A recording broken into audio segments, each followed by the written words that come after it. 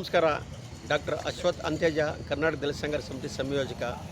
ನನ್ನ ಜೊತೆಗೆ ಇವತ್ತು ಸಾಹಿತಿ ಮತ್ತು ರಾಜ್ಯ ಸಂಯೋಜಕರಾದ ಶೈಲಜಾ ಅವರು, ಮತ್ತು ಸಾಹಿತಿ ಮತ್ತು ಕೇಂದ್ರ ಸಭೆ ಸದಸ್ಯರಾದಂಥ ಮಾಸ್ತಿ ಜಗನ್ನಾಥ್ ಅವರು, ವಿಭಾಗೀಯ ಸಂಯೋಜಕರಾದಂಥ ನಂಜುಂಡಪ್ಪನವರು, ಮತ್ತು ಜಿಲ್ಲಾ ಸಂಯೋಜಕರಾದಂಥ ಅಂಬರೀಷ್ ಅವರು, ಮತ್ತು ಸುನೀತಾ ಅವರು ನಮ್ಮ ಹೊಸಕೋಟೆ ತಾಲೂಕು ಸಂಯೋಜಕರು, ಮತ್ತು ಉಪ ಸಂಯೋಜಕರಾದಂಥ ಚಿನ್ನಸ್ವಾಮಿಯವರು, ಮತ್ತು ರೈತ ನಾಯಕರಾದ ಬಿಗಿಲಿ ರಾಮಚಂದ್ರಪ್ಪನವರು ಸೇರಿದಂತೆ ಎಲ್ಲ ಸುಮಾರು ಜನ ಮುಖಂಡರು, ನೂರಾರು ಜನ ಸೇರಿ ಇವತ್ತು ಏನು ಉಪಮುಖ್ಯಮಂತ್ರಿಗಳಾದಂಥ ಡಾಕ್ಟರ್ ಜಿ ಪರಮೇಶ್ವರ್ ಅವರನ್ನು ಇವತ್ತು ನಾವು ಭೇಟಿ ಮಾಡಿ ಕೋಲಾರ ಜಿಲ್ಲೆಯ ಅನೇಕ ಭೂ ಸಮಸ್ಯೆಗಳು ಮತ್ತು ನಿವೇಶನ ಸಮಸ್ಯೆಗಳನ್ನು ಸುದೀರ್ಘವಾಗಿ ಚರ್ಚಿಸಿ ಅವ್ರಿಗೆ ಮನವಿ ಕೊಟ್ಟಿದ್ದೀವಿ.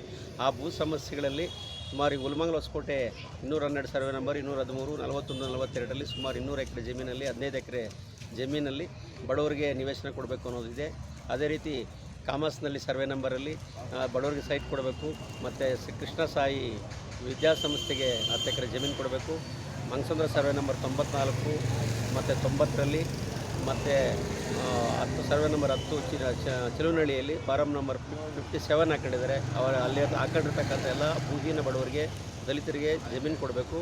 ಜೊತೆಗೆ ಸರ್ವೆ ನಂಬರ್ 90 ಮಂಗಸಂದ್ರ ಗ್ರಾಮದ ಗೋಮಾಳ ಜಾಗದಲ್ಲಿ ಎನ್ಲೈಟ್ ಎಜುಕೇಷನ್ ಟ್ರಸ್ಟ್ಗೆ 10 ಎಕರೆ ಜಮೀನು ಕೊಡಬೇಕು.